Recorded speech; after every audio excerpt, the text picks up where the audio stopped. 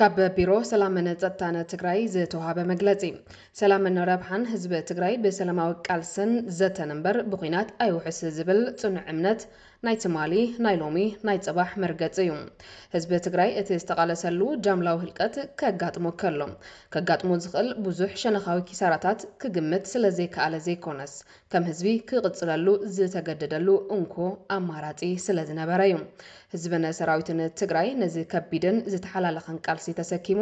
ንህዝቢ ትግራይ ካብ ገጸ ምድሪ ንምድምሳስ ዝተተሓዘ ውጥን ንሓንቲ ህሞቱ እውን ሓገዝ ይኹን ደገፍ ከይሓተተ ክቡር ታሪኽ ሰሪሑ ሰራዊት ትግራይ እውን ውጽኢት ናይ ዝመስርሕ እዩ ሰላም ምድላይ ኣገዳሲ እኳ እንተኾነ እቲ ናይ ኣንበሳ ብጽሒትን ሓላፍነትን ዝሽከም መንግስቲ ፌደራል ስምምዕ ሰላም ፕሪቶሪያ ብዘይወዓል ሕደር ኣብ ዝሓፀረ ግዘን ክፍጽም እጃሙ ክጻወት ተጽበይት ይግበር እቶም ዝተመዛበሉ ወገናት ሰላምን ድሕንነትን ተረጋጊጹ ናብ ገዝኦም ክምለሱ ሕገ መንግስታዊ ግዛኣታዊ ሓድነት ትግራይ ናብቲ ቅድሚ ኩናት ዝነበረሉ ኩነታት ክምለስ ኣብ ትግራይ ዘሎ ዕጡቕ ሓይሉ ክስሕብ እቲ ክልል ድማ ካብቲ ኩናት ዳግመ ህንጸት ትግራይ ዘስዕቦ ኣዕናዊ ዕንወትን ከም ውጽኢቱ መሰረተ ልምዓት ዘስዕቦ ኣዕናዊ ጉድኣት ክምለስ ንጹር ኣንፈት ክቕመጥን ክትግበርን ኣለዎም እቲ ኩናት ክትግበር ኣለዎም ኣብ ከምዚ ኩነታት ሰራዊትን ኣመራርሑን ንነዊሕ እዋን ኣይኮነን ንሓንቲ ደቂቕ እውን ከይተረፈ ብዘይ ዕጥቂ ኮለል ክብሉ ዝደለይሉ ምኽንያት የብሎምን ምኽንያቱ ኩናት እንታይ ምዃኑ ብዘረባ ዘይኮነስ ብተግባር ስለ ዝፈልጦ ሰራዊት ትግራይን መሪሕነቱን ነቲ ኣብ ልዕሊ ህዝቢ ትግራይ ዝተኣወጀ መጽናት ዓሌት ክምክቱ ዝወሰኑ ኩናት ምርጫኦም ስለ ዝኾነ ዘይኮነስ እቲ ኣብ ልዕሊ ህዝቢ ዝወርድ ዘሎ ግፍዒ ክሳበ ዝቋረጽ ክቃለሱ ስለ ዝደለዩ እዩ በዘመናዊ መራኸቢ ብዙሓን ብህዝቢ ትግራይን ትካላቱን መራሕቱን ብዘመናዊ መራኸቢ ብዙሓን ጽልእን ፕሮፓጋንዳን እናተዘርግሐ ዓብይ ግጭት ዝፍጽም ዘሎ ዜና ይዝርግሕ ስለ ዘሎ ምስ ምጽናት ዓሌት ሩዋንዳ ዝስማዕማዕ ቀጺሉ ክኸውን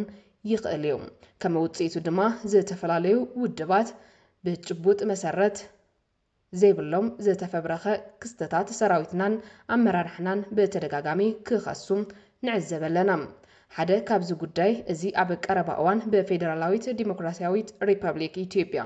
ኣብ ዝካየድ ማሕበራዊ ሚድያ መድረኽ ዝተዘርግሐ ናይ ጀነራል ምግበይ ሃይለ ጸለመን እዩ ኣብቲ ዝተዘርግሐ ጽሑፍ ካብ ዝተኻተቱ መልእኽትታት ምዕራብ ትግራይ ክምልሳ እየ ብዝብል እምነት ክልተ ግዜ ንሰራዊት መንግስቲ ፌደራል ከጥቅዕ ፈቲኑ ዓሰርተታት ኣሽሓት መናእሰያት ኣመልሚሉ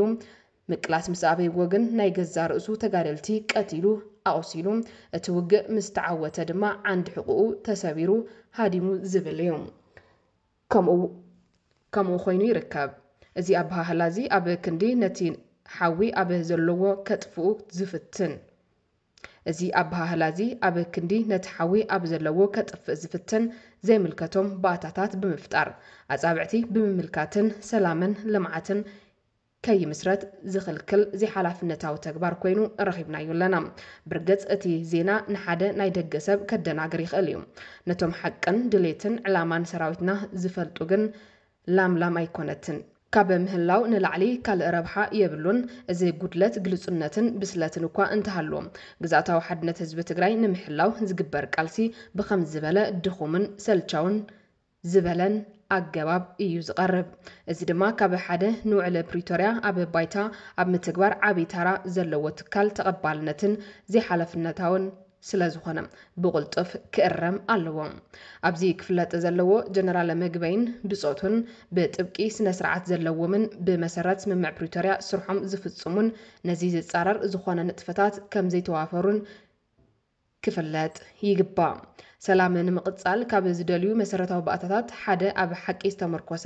ቅንዕናን ዘለዎ ሓበሬታ እምበር ብኽፍኣትን ተንኮልን ዝነደደ ናይ ጸለመ ወፍሪ ኣይኮነን ከምዚ ዝበለ መሰረት ዘይብሉ ዜና ብሰመ ሰራዊት እቲ ሃገር ሓበሬታ ዝዝርጋሕ ሰራዊት ትግራይ ንሰላም ዝኸፍሎ ዘሎ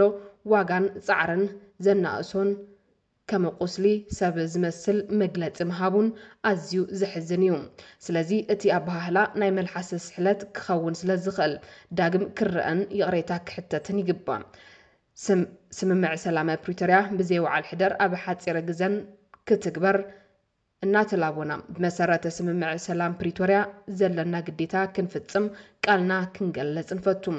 ቤት ጽሕፈት ሰላምን ድሕንነትን ትግራይ ዕለት 13 ወርሒ 7 2017 ዓ.ም